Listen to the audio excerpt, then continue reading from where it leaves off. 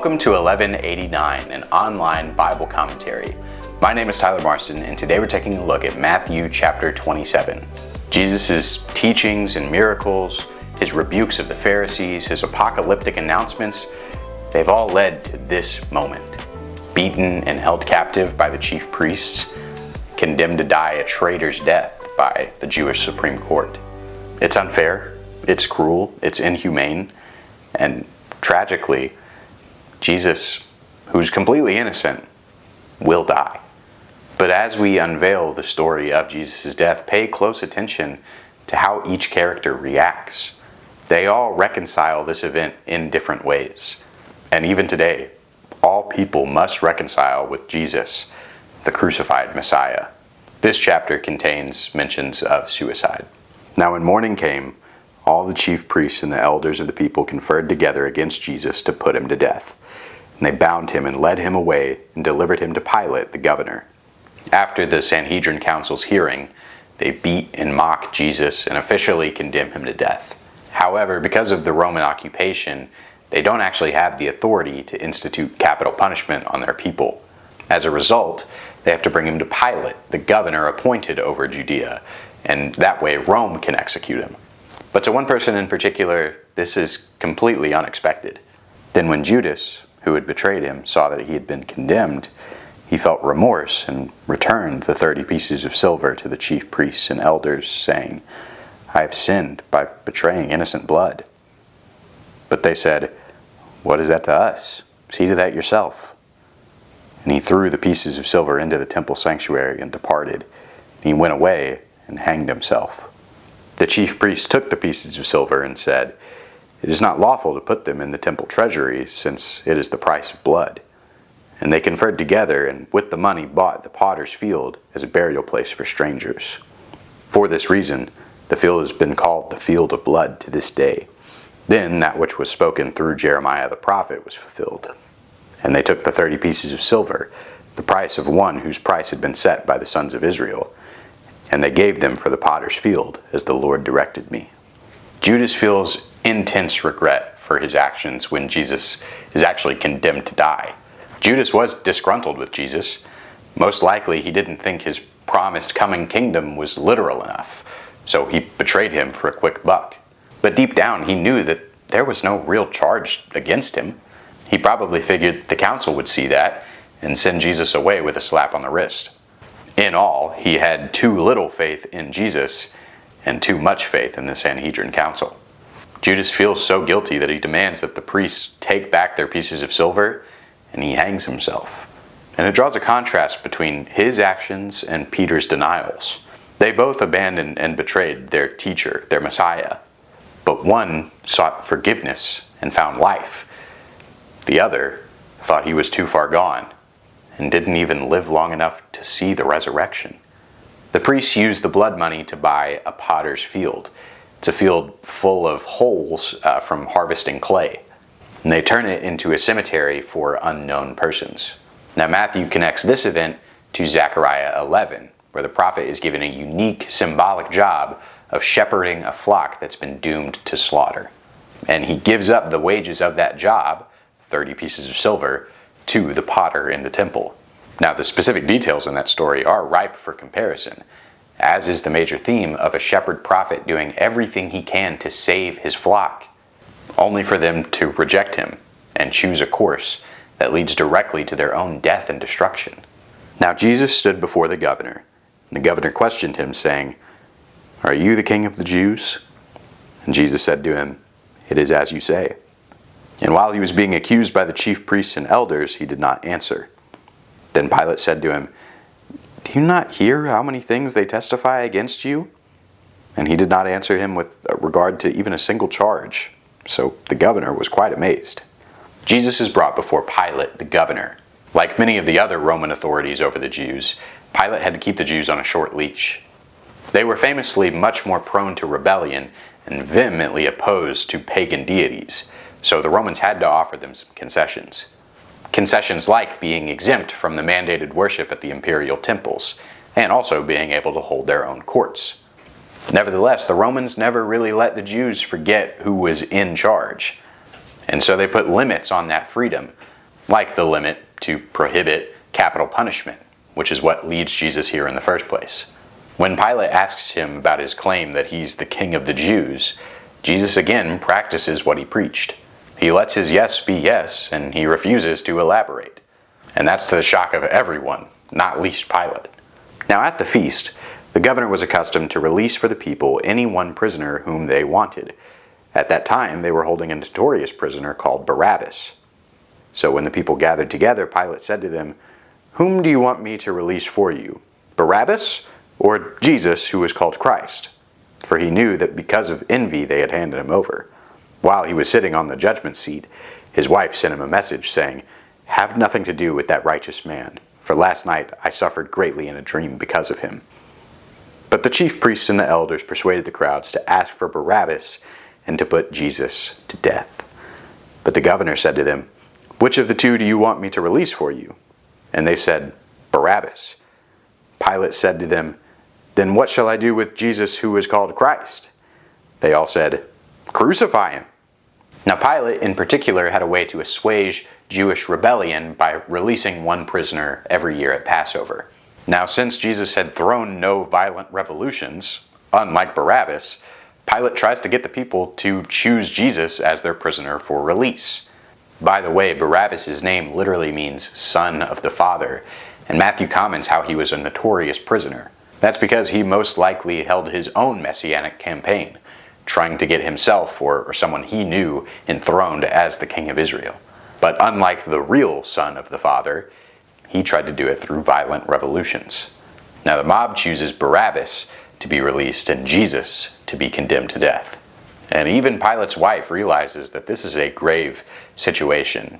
She pleads with him to release him. And he said, "Why? What evil has he done?" But they kept shouting all the more, saying, "Crucify him."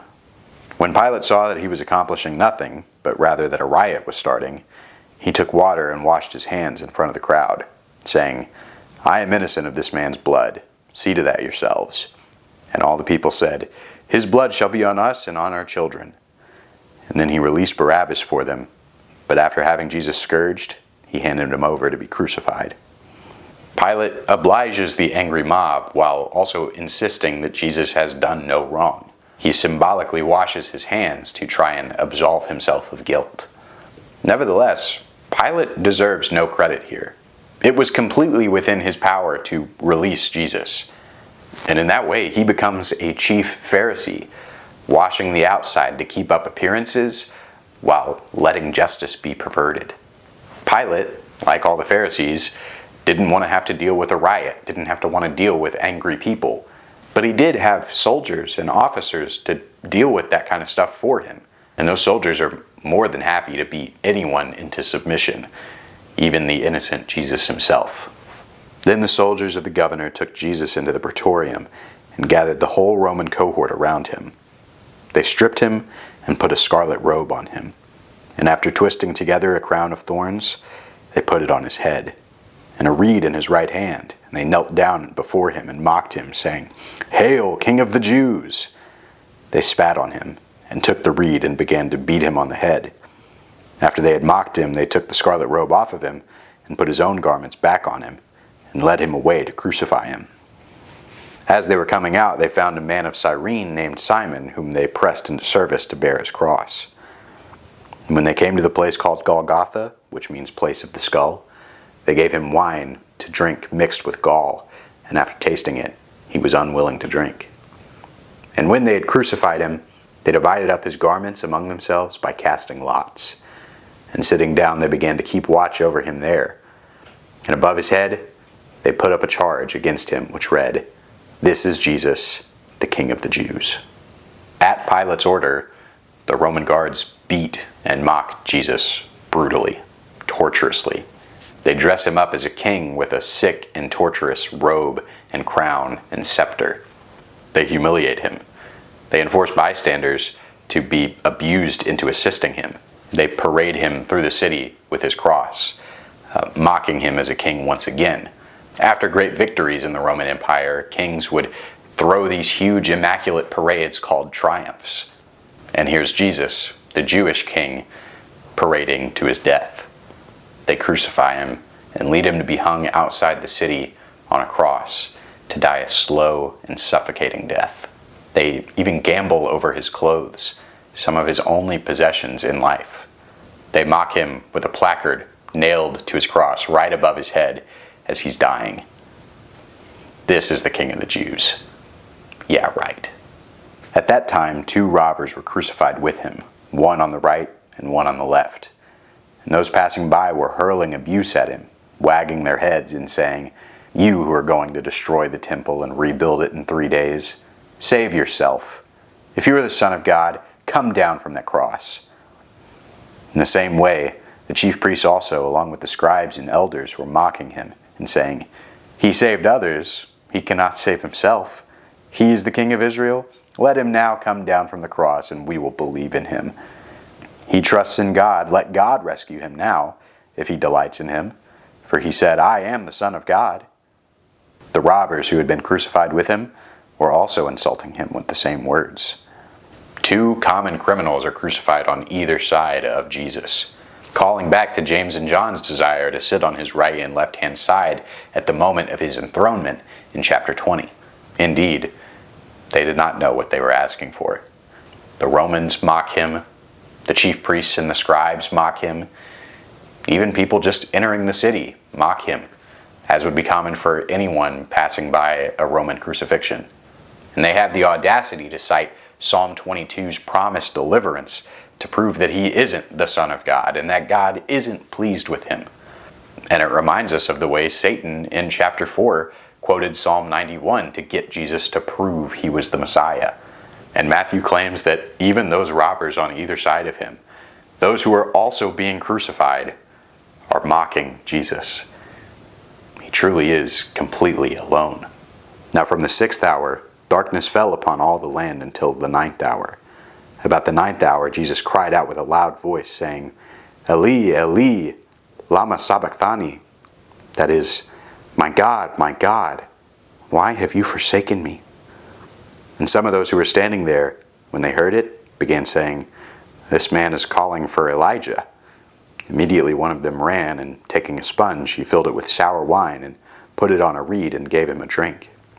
But the rest of them said, "Let us see whether Elijah will come and save him." And Jesus cried out again with a loud voice and yielded up his spirit. Now in response to all of this, darkness covers the land right in the middle of the day. It calls to mind the plague of darkness against Egypt in Exodus chapter 10. Jesus' suffering causes him to cry out to God in Aramaic, and the crowd thinks he's calling for Elijah. The name Elijah means Yahweh is my God, which is why him calling my God sounds like him calling for Elijah, akin to Malachi chapter 4. Eventually, though, Jesus yields his spirit and dies. And behold, the veil of the temple was torn in two from top to bottom, and the earth shook, and the rocks were split. The tombs were opened, and many bodies of the saints who had fallen asleep were raised. And coming out of the tombs after his resurrection, they entered the holy city and appeared to many. Now the centurion and those who were with him keeping guard over Jesus, when they saw the earthquake and saw the things that were happening, they became very frightened and said, "Truly, this was the Son of God." At the moment he dies, Matthew records a strong earthquake happening. And it's so powerful that it rips the heavy curtain of the temple in two, representing God's Spirit coming to live in and through his people instead of living in the Holy of Holies. Matthew also says that many other people were resurrected when Jesus died, and he's the only gospel author to account for this detail. Now this very well might have been fully literal, and it also might have been a rhetorical, prophetic vision in the style of the dry bones in Ezekiel 37. Either way, it represents how all people can have the hope of resurrection because of Jesus' death. And all of this terrifies a few people, especially a centurion, presumably one who just finished beating and killing him. And it moves him to make a bold proclamation, equivalent to God's own statements at Jesus' baptism and his transfiguration. This Jesus must have really been the Son of God after all. Many women were there looking on from a distance, who had followed Jesus from Galilee while ministering to him. Among them was Mary Magdalene, and Mary the mother of James and Joseph, and the mother of the sons of Zebedee. When it was evening, there came a rich man from Arimathea named Joseph, who himself had also become a disciple of Jesus. This man went to Pilate and asked for the body of Jesus. Then Pilate ordered it to be given to him. And Joseph took the body and wrapped it in a clean linen cloth, and laid it in his own new tomb, which he had hewn out in a rock, and he rolled a large stone against the entrance of the tomb, and went away. And Mary Magdalene was there, and the other Mary, sitting opposite the grave. Now after Jesus' death, there are a few people who don't want Jesus' body to be left for the birds and rats. There's a wealthy man named Joseph of Arimathea. He gives up his own grave so that Jesus can be buried there. The own grave that he had bought with his money that he was planning to bury himself in. He gives it up for Jesus. And some of the women among the disciples also grieve there and take care of the body. Now on the next day, the day after the preparation, the chief priests and the Pharisees gathered together with Pilate and said, "Sir, we remember that when he was still alive, that deceiver said, 'After 3 days I am to rise again.' Therefore, give orders for the grave to be made secure until the 3rd day. Otherwise his disciples may come and steal him away and say to the people, 'He is risen from the dead,' and the last deception will be worse than the first." Pilate said to them, "You have a guard? Go, make it as secure as you know how." And they went and made the grave secure. And along the guard they set a seal on the stone. The Pharisees make one final request to Pilate, that Jesus' grave be guarded and sealed. After all, they remember Jesus made strange predictions about a resurrection 3 days after his death, even when his disciples seemed to not remember that. And so the Pharisees want to keep the disciples from stealing the body and claiming he was resurrected. Pilate obliges, and the dead Jesus is sealed inside a borrowed tomb. Being a Christian intrinsically means wrestling with the fact that our proposed king was publicly and humiliatingly beaten and executed for supposed blasphemy. And this is not normal, as evidenced by so many people's reactions. Judas has no hope for the future. He lets his one mistake define him, and he takes the only way out he can see. Pilate and the Romans are completely indifferent. They feel superior to this Jewish prophet, even though he's claiming to be the king of the Jews. They beat and mock and kill him to show him what a real king looks like. The Jews mock him also, and in choosing Barabbas over Jesus, they show their preference for violent revolutions, as opposed to Jesus' call to love your enemies. Even the women and Joseph of Arimathea are grieving and mourning the loss of their beloved teacher, and the seeming destruction of all of their anticipations about the future. Something is going to happen, along with the darkness, along with the earthquake, along with the raised saints, that's going to prove Jesus' messiahship once and for all. The question that Satan posed in chapter 4, that's going to be answered. And like the centurion, many will realize that Jesus really is the Son of God. Thanks for watching 1189. I hope you have a good day, and God bless.